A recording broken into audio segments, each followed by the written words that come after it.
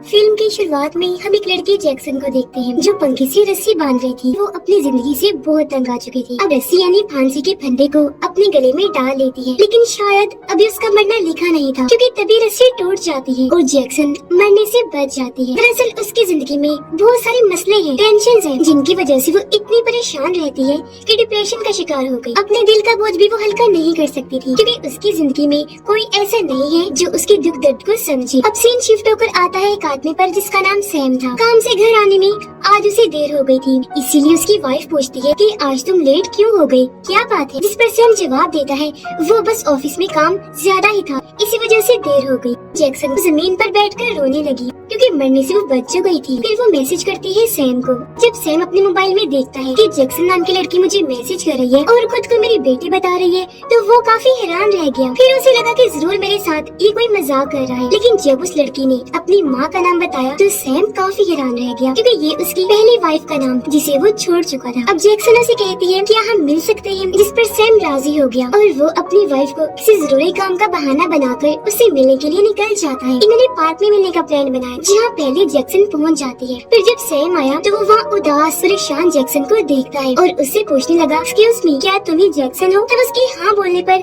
Sam उसके पास बैठ गया और ये दोनों बातें करने लगते हैं। जैक्सन उसे बताती है कि हाँ, मैं आपकी पहली वाइफ में से बेटी हूँ। आप लोगों ने जब शादी की थी तो मेरी मॉम प्रेग्नेंट हो गई, लेकिन जब तक की बात वो आपको बताती काफी देर हो गई, क्योंकि आप दोनों अलग हो चुके थे। हालांकि अब मेरे और मॉम के ताल्लुक भी अच्छे नहीं रहे, वो मुझे छोड़कर अलग रहती है। अब सैम उसकी बातें सुन तो रहा था, लेकिन इन बातों पर इतनी जल्दी यकीन करना मुश्किल था। उसे तो इस बात पर भी यकीन नहीं आ रहा था कि मेरी एक बेटी भी है। इन सारी बातों की वजह से सैम काफी परेशान हो गया, क्योंकि जाहिर है अब उसने दूसरी शादी कर ली थी और शायद उसकी वाइफ जैक्सन को ना अपनाए। उसे अपनी बेटी की फिक्र भी हो रही थी, पर वो क्या करता, जैक्सन के लिए कोई फैसला भी नहीं ले सकता। अब वो उसे ये कहकर जाने लगा कि ठीक है बेटा, अपना ख्याल रखना, हम फिर मिलेंगे। लेकिन जैसे ही वो जाने लगा, ये दोनों एक आदमी को आता हुआ देखते हैं जिसने पैंट कोट पहना हुआ था और वो बड़ी तेजी से आगे बढ़ रहा था। वो आदमी एक बच्चे के पास गया और अचानक उसका बड़ा सा मुंह खुल जाता है। वो अपने बड़े से मुंह में बच्चे का सर रखता है और फिर ऐसे ही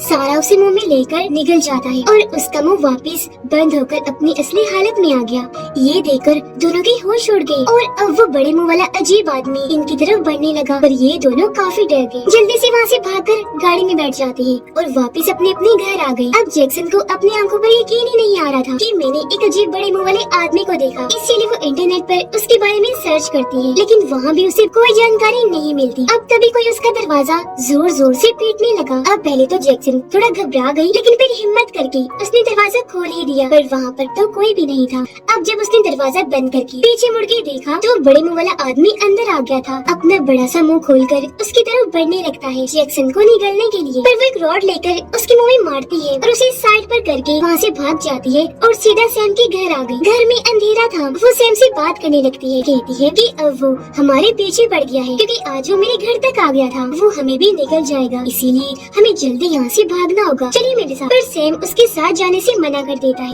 अब यहाँ उसकी वाइफ को लगा जैसे इन दोनों के बीच कुछ चल रहा है, पर जैक्सन उसे कहती है कि आंटी जी, ये मेरे डैड है और मैं इनकी बेटी हूँ। अब उसकी बात पर सैम की वाइफ को भी यकीन नहीं आता, पर तभी उसे बाहर किसी की आहट महसूस होती है। उसने जब पर्दा हटाकर देखा तो वहाँ पार्क वाला आदमी था जो उनके घर की तरफ ही बढ़ रहा था। उसे देखकर जैक्सन बताती है कि यही तो है वो बड़े मुंह वाला आदमी जो अब हमारे पीछे है, तो हमें जल्दी यहाँ से निकलना होगा। पर वो दोनों ही नहीं मानते। इस वजह से जैक्सन को गुस्सा आ गया और वो दोनों को चाकू दिखाकर धमकाने लगती है। इस वजह से सैम की वाइफ डर गई और अब वो अपने हस्बैंड को जैक्सन के साथ जाने देती है और वो अपने डैड को लेकर निकल गई। रास्ते में जैक्सन अपने डैड को बताती है कि हम मेरे एक दोस्त के घर जाएंगे, क्योंकि वो इस तरह के अजीब लोगों के बारे में काफी कुछ जानता है। अब इसी बीच सैम की वाइफ उसे कॉल करती है, क्योंकि उसे अपने हस्बैंड की फिक्र हो रही थी, लेकिन सैम फोन नहीं उठाता, बल्कि उसे अपनी लोकेशन भेज देता है कि इस वक्त वो कहाँ है और कहाँ जा रहे हैं, ताकि अगर उसकी वाइफ ने आना हो तो वो लोकेशन के जरिए आ सके। थोड़ी ही देर में जैक्सन और सैम उसके दोस्त के घर पहुंच गए, लेकिन जब ये अंदर गए तो वहाँ तो पार्टी चल रही थी। सारे ही नशे में धुत थे, यहाँ तक कि उसका दोस्त भी, लेकिन उसे थोड़ी बहुत होश थी। जैक्सन अपने दोस्त को उस बड़े मुंह वाले आदमी के बारे में बताती है और उसका नाम रखती है चॉम्पी। अपने साथ बाहर ले आए और उसे गाड़ी में बिठाकर अपने साथ ले जाने लगते हैं। वो इनसे पूछता है कि आखिर आप लोग मुझसे क्या चाहते हो, इस पर जैक्सन जवाब देती है कि तुम हमारे लिए एक जादुई दायरा बनाओ, ताकि उसे पार करके चॉम्पी हम तक ना आ सके और हमें कोई भी नुकसान ना पहुंच जाए। अब इसी बीच इन्हें वही पिंक जैकेट वाली बच्ची दिखाई देती है जिसे पार्क में चॉम्पी निगल गया था। जैक्सन गाड़ी रोककर उस बच्ची के पास जाती है जो काफी घबराई हुई थी। जैक्सन उससे पूछती है कि तुम्हें क्या हुआ और उस दिन तुम्हारे साथ उस आदमी ने क्या किया था, तुम उसके अंदर से कैसे निकलकर बाहर आ गई। पर वो लड़की उसे ठीक से कोई जवाब नहीं देती। अब तभी जैक्सन और सैम एक बार फिर चॉम्पी को अपनी तरफ आता हुआ देखते हैं। वो काफी डर गए। इस बार वो बच्ची को भी अपने साथ गाड़ी में बिठाकर वहाँ से भाग जाते हैं। फिर लोग दोबारा से जैक्सन की दोस्त के घर आ गए। अंदर जब ये आए तो सैम जैक्सन से बात करने जाता है, लेकिन उन्होंने देखा कि वो तो नशा ले रही है तो उन्हें गुस्सा आया। इसीलिए वो जैक्सन के हाथ से नशे का पैकेट लेकर सारा नीचे गिरा देते हैं। इस पर जैक्सन सैम से कहती है कि डैड, आपको अंदाजा नहीं है कि मेरी जिंदगी में क्या चल रहा है। मैं कितने मसलों में घिरी हुई हूँ, मैं डिप्रेशन का शिकार हूँ, इसलिए ये सब करती हूँ। अब ये बातें सुनकर सैम को जाहिर है बहुत दुख लगता। अब जैक्सन का दोस्त बच्ची को गाड़ी से बाहर आने को कहता है, पर क्योंकि वो काफी डरी हुई थी इसलिए बाहर निकलने से मना कर देती है। तब सैम बच्ची को प्यार से मनाकर गाड़ी से बाहर लेकर आए और उसे गोद में उठाकर घर के अंदर ले आते हैं। जैक्सन को वहाँ एक किताब मिलती है जिसमें दूसरी दुनिया के अजीबोगरीब क्रिएचर्स और मॉन्स्टर्स के बारे में लिखा हुआ था। अब किताब लेकर जब जैक्सन कमरे से बाहर आई तो देखती है कि सैम जमीन पर बेहोश पड़ा है और वो बच्ची उसके मुंह के पास बड़ी अजीब हालत में बैठी हुई है। पर जैसे उसने यहाँ से भाग गई, इससे उसे भी काफी हैरानी हुई। अब वो जल्दी से सैम के पास आकर सैम को जब होश आया तो वो जैक्सन को बताता है कि मुझे ऐसा महसूस हो रहा था जैसे मुझे कोई काटने की खाने की कोशिश कर रहा है। जैक्सन किताब फिर से देखने लगी, जहाँ आखिरकार अब उसे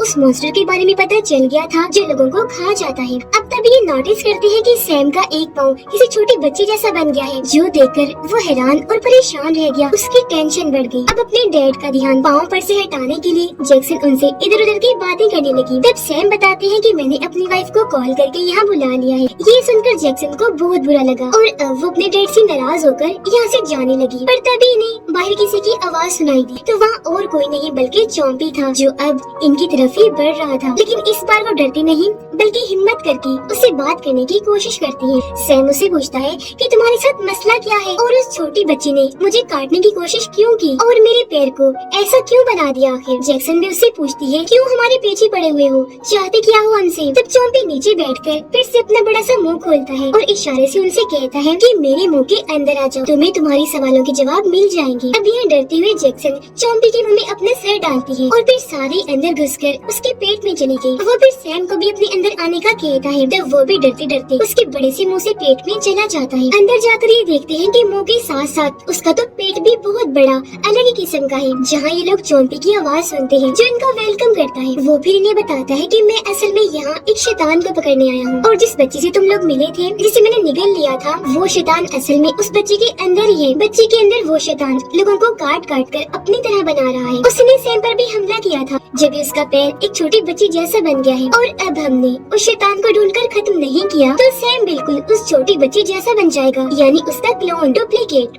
तो अब यहाँ इन दोनों को सारी बात समझ आ जाती है कि असल में चॉम्पी ने पार्क वाली बच्ची को क्यों निगला था। बच्ची के अंदर का शैतान अपने इसी तरह क्लोन बनवा कर लोगों को कटवा कर बच्ची जैसा बना देगा और यहाँ सबके अंदर वो शैतान होगा और उसकी पूरी आर्मी बन जाएगी। जिसके बाद चॉम्पी इन दोनों को अपने मुंह से बाहर निकाल देता है और ये दोनों काफी खुश थे कि थैंक गॉड इसने हमें कोई नुकसान नहीं पहुँचाया और वो इनकी और बाकी सबकी मदद ही करना चाह रहा था और ये लोग उसे ही गलत समझ रहे थे। चॉम्पी यहाँ से जाने लगा, लेकिन तभी गाड़ी लेकर सैम की वाइफ आ जाती है और वो गाड़ी चॉम्पी के ऊपर चढ़ा देती है। वो बुरी तरह कुचला गया और ऐसी मुंह खुली हालत में उसकी मौत हो जाती है। अब ये देखकर जैक्सन काफी दुखी हो गई। वो उसकी लाश के पास आकर बैठ गई और उदास होते हुए कहती है कि चॉम्पी तो हमारी मदद करना चाहता था लेकिन ये तो मर गया, अब हम क्या करेंगे। तब सैम की वाइफ कहती है कि पुलिस को बुला लेते हैं, पर जैक्सन और सैम इस बात से इनकार कर देते हैं क्योंकि वो कोई नया खतरा मोल नहीं लेना चाहते थे। जिसके बाद वो चॉम्पी की लाश को सैम के दोस्त की गाड़ी की डिग्गी में रखते हैं। होटल आकर जैक्सन सैम को कहती है कि डैड आप अपनी वाइफ से कितना डरते हैं, क्या आप इनके गुलाम हैं। अब ये बात सुनकर सैम को बहुत बुरा लगता है। वो जैक्सन को कहते हैं कि फिलहाल ये बात करने का वक्त नहीं है, हमें उस बच्ची को ढूंढकर प्यार से उससे बात करनी चाहिए, उसे समझाना चाहिए कि वो कितना गलत कर रही है ऐसे लोगों को काट काट कर और अपने क्लोन्स बनाकर। ये आइडिया जैक्सन को पसंद नहीं आता। कहती है डैड आपको क्या लगता है वो प्यार से हमारी बात मानेगी, उसका जो हल है हमें वही करना है, बच्ची को मारना है ताकि वो शैतान भी खत्म हो जाए। अब वो बच्ची एक लड़की के पास गई और उससे बहाने से मदद मांगती है ताकि उसे भी काट कर अपने जैसा बना ले। और अब ये तीनों गाड़ी में बैठकर निकल गए बच्चे से बात करने के लिए। रास्ते में सैम कहते हैं कि मैं अपने पैर की वजह से ये महसूस कर सकता हूँ कि वो बच्ची यहीं आस पास ही है। अब इसी बीच इन्हें वो बच्ची दिख जाती है, जिसके साथ वहाँ उसी जैसी 2 और बच्चियाँ भी थी, जो दरअसल उसकी क्लोन्स थी। ये देखकर जैक्सन गाड़ी से उतरकर बाहर आई, जिसे देखकर तीनों बच्चियाँ यहाँ से भागने लगती हैं। तब जैक्सन सैम की वाइफ की मदद से उनमें से एक बच्चे को पकड़ लेती है और उसे डिग्गी में डालने की कोशिश करने लगी, पर उन्हें ऐसा करते हुए एक आदमी देख लेता है। वो सोचता है कि ये लोग बच्ची को अगवा कर रहे हैं, इसलिए वो अपना मोबाइल निकालकर पुलिस को कॉल करने लगता है। पर इससे पहले वो ऐसा करता, जैक्सन उस पर हमला कर देती है, उस पर झपट पड़ी और काफी मारती है, जिस वजह से आदमी को यहाँ से भागना पड़ता है। और ये तीनों भी गाड़ी में बैठकर यहाँ से निकल जाते हैं। डिग्गी में इन्होंने बच्ची को बंद किया हुआ था। खैर अब ये लोग जैक्सन के घर आ गए और बच्ची को डिग्गी से बाहर निकालकर बड़ी मुश्किल से घर के अंदर लेकर आते हैं और उसे कुर्सी से बांध दिया जाता है। अब जैक्सन अपने दोस्त को कॉल मिलाती है, कहती है कि हमने तुम्हारे घर में चॉम्पी की लाश को छोड़ा था, इसे जल्दी से लेकर यहाँ आ जाओ। थोड़ी देर बाद जब जैक्सन घर से बाहर देखते हैं तो वहाँ बच्चे के बहुत सारे क्लोन्स थे, जो इनके घर की तरफ ही बढ़ रही थी। यहाँ जैक्सन उन सबको कहती है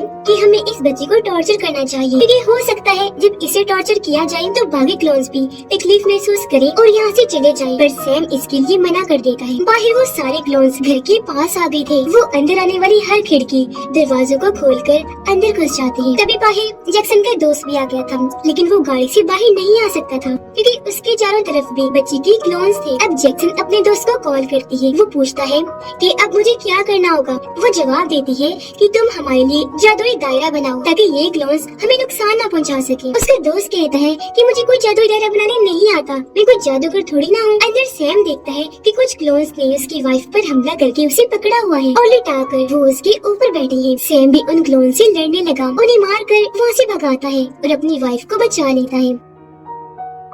अब जैक्सन घर से बाहर आई। जो क्लोन्स उसका रास्ता रोक रही थी, वो धक्का मारकर उन्हें साइड में करती है और जल्दी से अपने दोस्त को गाड़ी की डिग्गी खोलने का कहती है। उसने जैसे गाड़ी की डिग्गी खोली, जैक्सन एक क्लोन को पकड़कर उसे चोंपी के मुंह में डाल देती है, लेकिन तभी एक दूसरी क्लोन जैक्सन को पकड़ लेती है और उसे भी चोंपी के मुंह में फेंक देती है। सैम और उसकी वाइफ एक जगह पर बैठे हुए थे। देखता है कि उसकी वाइफ का हाथ भी छोटी बच्ची जैसा बन गया है, जिस वजह से दोनों ही काफी परेशान हो जाते हैं। ऊपर से क्लोन उनके कमरे का दरवाजा जोर जोर से पीट रहे थे। अब जब जैक्सन चॉम्पी के पेट में गई तो वहाँ असली बच्ची से बात करती है। बच्ची रोते हुए उसे बताती है कि मैं किसी को भी नुकसान पहुँचाना नहीं चाहती, लेकिन जो मेरे अंदर शैतान है वो ये सबको काट काट कर मेरे जैसा बनाता जा रहा है। उसने मेरे जरिए मेरे मॉम डैड को काटा, फिर और भी कई सारे लोगों को, जो सब के सब मेरे जैसे बन गए हैं। इससे पहले वो यहाँ मेरे ऊपर हावी हो जाए, मैं अपना कंट्रोल खोकर तुम्हें नुकसान पहुँचाऊँ, प्लीज तुम यहाँ से चले जाओ। पर वो जाने से मना कर देती है। उसे बच्ची पर तरस आ रहा था तो उसकी जान बचाने के लिए वो रिस्क लेने का ही फैसला करती है और उसे कहती है कि तुम उस शैतान को मेरे अंदर भेज दो, मैं उस शैतान से लड़ने की पूरी कोशिश करूंगी। जो कहकर वो बच्ची के